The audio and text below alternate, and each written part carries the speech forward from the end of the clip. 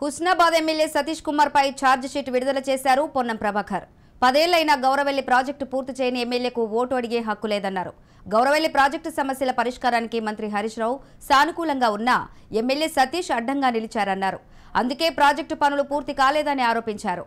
10 ఏళ్లు ఎమ్మెల్యేగా ఉన్న హుస్నాబాద్లో ఒక్క విద్యా సంస్థను ఏర్పాటు చేయలేదని అన్నారు. గిరిజనులు ఎక్కువ ఉన్న ఈ ప్రాంతంలో కనీసం ఐటీడీఏను కూడా ఏర్పాటు చేయలేదని తెలిపారు. 10 ఏళ్లైనా సతీష్ కుమార్ ఓటు ఇంకా సింగపూర్లోనే ఎందుకు ఉందంటూ ప్రశ్నించారు. ప్రజల అభిప్రాయాలకు అనుగుణంగా కాంగ్రెస్ ఛార్జ్ షీట్ను విడుదల చేసిందన్నారు. బీజేపీ బీఆర్ఎస్ ఒకటేనని 3-4 రోజుల్లో సాక్షులతో సహా మళ్లీ మీడియా ముందు వివరిస్తామని అన్నారు. డెవలప్మెంట్కి గజ్వేల్కు నీళ్లు ఈ పరిస్థితుల్లో ప్రజలు హుస్నాబాద్లో గత 10 సంవత్సరాలుగా ప్రాతినిధ్యం వహిస్తున్నటువంటి శాసనసభ్యుడు సతీష్ కుమార్ గారు ఈ నియోజకవర్గ అభివృద్ధిలో పూర్తిగా వైఫల్యం పొందిండు.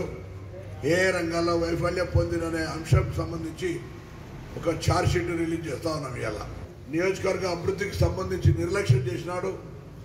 ప్రభుత్వ హామీలను అమలు చేయడం లోపల పూర్తిగా వైఫల్యం పొందిండు. సెంటిమెంట్కేమో హుస్నాబాద్ ఇక్కడ ప్రజల కన్నీళ్లు, డెవలప్మెంట్కేమో గజ్వేల్కు నీళ్లు. ఈ పరిస్థితుల్లో ప్రజలు ఒక డబుల్ బెడ్రూమ్ కూడా కట్టేయలేనటువంటి అసమర్థుడిగా గౌరవెల్లి గండిపల్లి ప్రాజెక్టు పూర్తి చేయకపోగా రైతులను మహిళలను చూడకుండా అర్ధరాత్రి కూడా దాడి చేయించి రైతులకు బేడీలు ఇచ్చిన ఘనత ఈ రాష్ట్రంలో మిగిలింది ఒక శాసనసభ్యుడికే.